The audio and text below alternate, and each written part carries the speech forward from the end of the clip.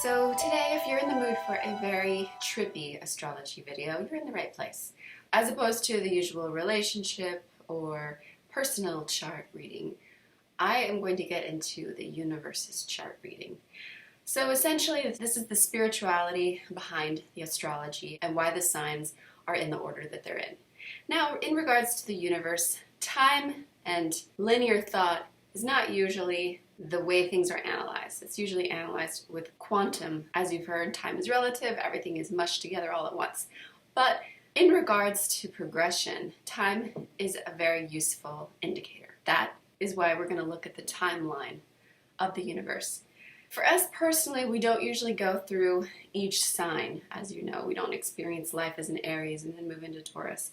But since we are all part of the universe, we are all collectively experiencing this progression in this timeline.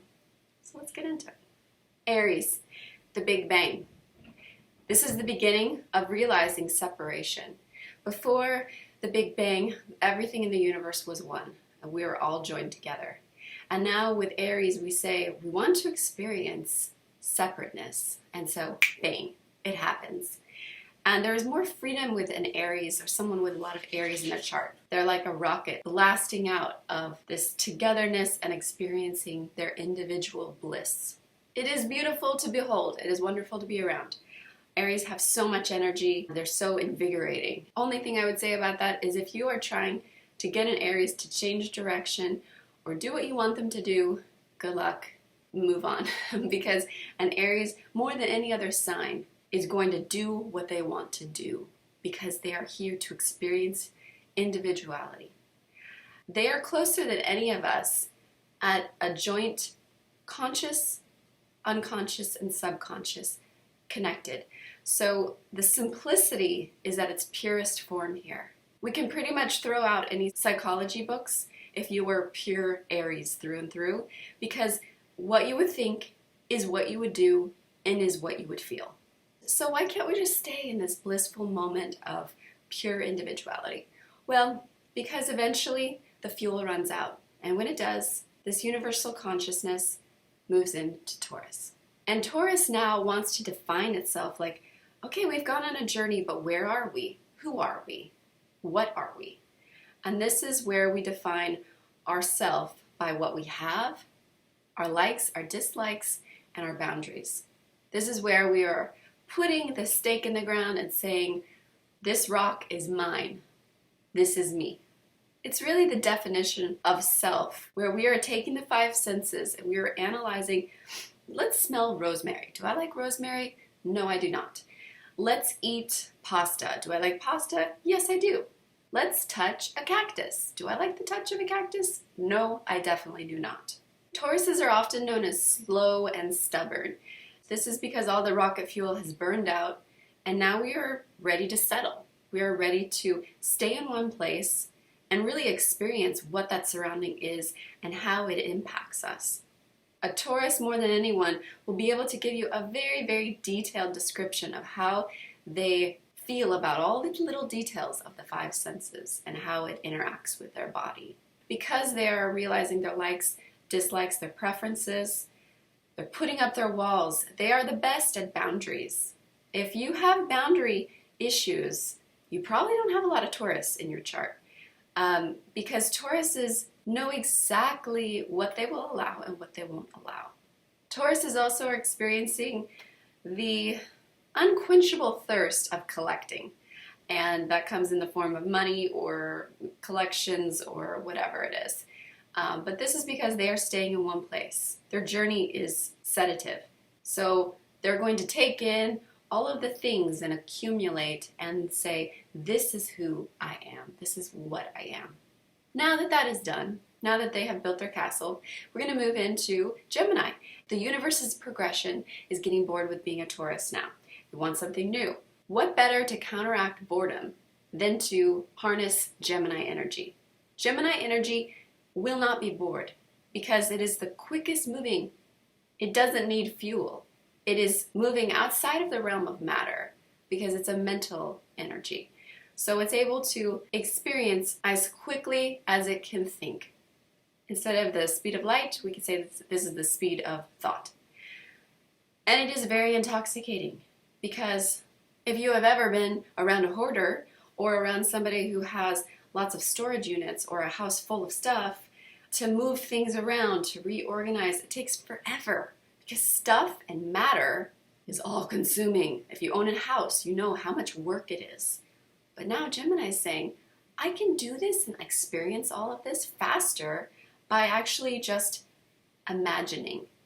I don't need to have the actual house, I can imagine it. I don't need to have the real stuff, I can experience the stuff and walk away. Gemini is here to experience the message of what that mental exercise can feel like. They're junkies to intellect. There's no way to have a boring conversation with a Gemini, because they are traveling through galaxies mentally, and you start talking to one and you can do that with them. Only hard part about that is it's hard to keep up with, and eventually a Gemini won't need you in their thought experiments. And so that's why holding down a Gemini is like trying to catch a falling star. Now that the universe is done with experiencing being a mental, intellectual time traveler, what is the next logical step? Well, it has been incredible to harness all this mental energy, but what does it mean? It's external. It's objective. It's like walking through a house of mirrors and experiencing the fun of it. But what are we actually? And also, after going through this journey up until here, there has been some trauma and some euphoria that has been experienced, but yet not fully felt emotionally. So now, in this universe's progression, the universe deepens into the realm of emotions to finally feel separate from the collective what it is to feel emotion. What are my emotions? Not your emotions, but mine. And somebody who has a lot of Cancer or Sun Cancer, they revel in their emotions. Meryl Streep, Tom Cruise, lots of actors are Cancer sun signs. Being in touch with their emotions is quite an understatement. They are swimming in their emotions, and it is impossible for them to deny their emotions. And they don't really want to, because as scary as it is, emotions are the most intense way to progress. It's like if you've read an article about some wonderful story, well, that's a nice story. But if you experience the story, that's on a whole nother level. And there's only so far that we can imagine mentally before we have to really revel in it and feel it all. And now that this little piece, this little chunk of the universe has experienced its own feelings separate from anyone else or from anything else, feelings open the door for us wanting to connect to others. Usually the astrology wheel is split up into 4 quadrants, which are described by the seasons, spring, summer, fall, winter. But in this video, think of it as 3 groups. The first group that I just went through is self. We are discovering self, separate from collective. The next group of 4, we are going to experience other. Think of this as the relationship journey. To start off the relationship journey, we start with Leo. Leo and Virgo are the most insecure of all the sign placements. Why is that? Well, it's because it has suddenly realized that its own emotions, this little piece, this speck of the universe, which could be you, could be me, whatever it is, has fully embraced itself in all areas. Now it realizes that there are other people out there, other beings, other specks, other life forms, and it desperately needs to know how it fits in with those, and if it's enough, and if it's beautiful, and if it's funny, and if it's smart. And so now we understand why the first 2 of this other region of the zodiac is so desperately seeking of approval. A Leo will come off as very strong and capable, but they are crushed with rejection. Leo is a pure passion for connecting with another. It's this creative process of saying, here's myself. I know myself. Do you like myself? Is myself accepted? This fully formed self wants to show it and bright lights for everyone to see and for everyone to say, that is a really great self. But now the passion and excitement of the creative self-expression and the explosion of the neon lights is not enough. We need concrete evidence that we are accepted and that our self is enough. So we enter into Virgo. Virgo will hang back and not tell you. They don't want to show everyone. They've been showy as the Leo, and they've realized the downsides of that. And so they're going to pretend like they're playing it cool. Like they don't need anything from you. But like I said, these are the two most insecure signs of the whole zodiac. They desperately need other people's approval. A Virgo sun or somebody with a lot of Virgo in their chart, they want to have that approval in something concrete. They want to know that their work and their effort matters and that it is good enough and that other people approve. That's why they are a perfectionist, because they will work at it until they finally get the approval that they are looking for. To know that they have value, that their self, their fully formed self, is useful and appreciated. But after being this workhorse for so long, it gets quite tiring to be a Virgo. You can't do it for too long. So now we can sit back and relax and travel via intellect. Mental travel once again. And this time we are going to mentally want to connect, and it's not just enough for other to say, you are great, self. You are a wonderful self. Now we want to say, well, what is that self? And, oh, that's an interesting self. I wonder what that one's all about. This is where the universe, the collective, or let's say a piece, a speck, maybe us, maybe me, maybe you, of the universe, finally wants to delve into the psychology of other and try to understand what is that other? How are they different from me? What do we share in common and how do we differ? This is the first moment where the speck of the universe actually genuinely cares about what the other ones are up to and the why of the other others. So we all are floating around doing our own little thing, being little others. And how come, even though we were all from the same universe, we are all this collective, how come some others are very different than my other, me other? How can we be the same and yet different? This is why Libra is represented by a mirror. We are the same and yet we are different. But now that Libra has psychoanalyzed everyone and everything, we need more. It's not just enough to mentally hypothesize, but we need to feel. We need to really actually connect for the first time with an other, since we were part of the collective, the universe, the universal consciousness before the Big Bang.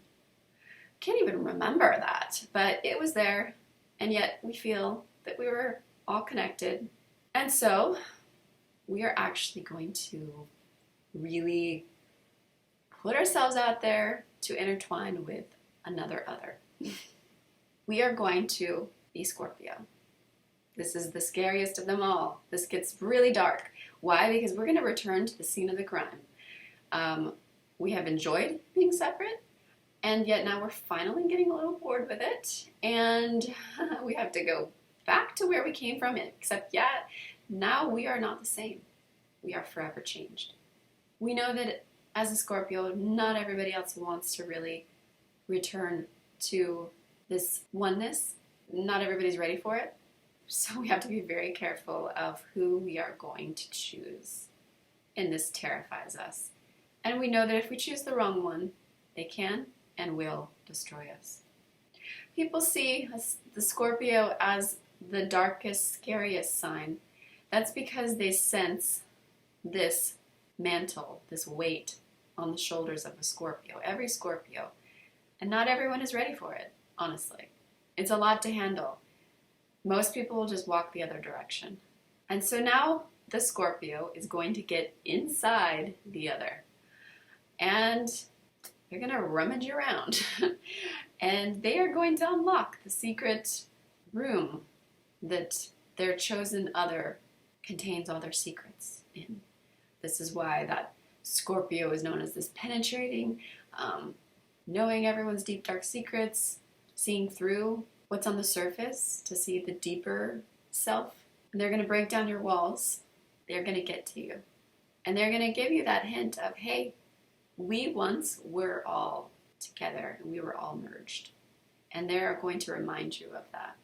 Wake you up from your illusions of separateness. All right, now that we've gone deep diving, we are going to go into the next group of 4 signs, which is universal. These are the signs that I would call infinity, because they are getting as close to the collective as you can possibly get to, still being separate. So like the infinity, you are getting closer and closer and closer, and yet you are never exactly merging. So to begin with this, we go to Sagittarius. Sagittarius is going to feel the energy, the raw passion of the collective. And this is where they reach into themes of beliefs, the power of music, the raw truth of storytelling. This deep sea diver of Scorpio is now shooting out of the water and shining a bright light. This is why they are often best at interpreting what we are all collectively feeling on a raw energy level at that time. So that's why they're great storytellers like Taylor Swift or Spielberg, because they are tapping into our ever-changing ways of interpreting our experience and where we are at as a collective. Because believe it or not, our collective earthly experience is always ever-changing. People say history repeats itself. That is not exactly true. We are constantly changing our belief systems and what we actually care about, what we are passionate about. 10 years ago, nobody seemed concerned about taking care of the environment the way everybody seems to be now. This is why so many stores are closing, because our tastes and our appreciation for certain items and what they represent to us, because they are representations of our beliefs, are ever-changing. Now that we're done being a shaman, we are headed into Capricorn. It's not enough for us to just know what this global, universal belief system is. We need to make something concrete of it. These are the people that are going to harness the universal energy and create businesses or something concrete out of it. This is Capricorn. Capricorn is very interesting because earth signs have boundaries and walls, and yet Capricorn is connected to the universal truth. They need to matter. They need to make a name for themselves. It's not enough that they just build wealth. They need to fundamentally change the direction of the world and where we're headed and why we're headed there. They want to harness everything they learned from the Sagittarius realm of universal passion and beliefs. They want to turn it into real change. A Capricorn that has not been effective in their life will be very, very dark because they are not fulfilling their destiny. But being that goat constantly moving up the mountain is very exhausting. And so now we need to work smarter, not harder, and we head into Aquarius. And Aquarius is going to say, I know this universal truth, I understand some parts of this collective message, and I'm going to send it out as fast as possible, and I'm going to do it different than anybody else would. And that's why it's going to be a message that will be seen and heard, because it will take you by surprise. I will be noticed. I will be unafraid of being different, even if what I have to say is not popular at the time. That's why they're seen as being futurists, because they see where we're headed before we head there, and they're here to tell us about it. They are tapped into all of this collective energy.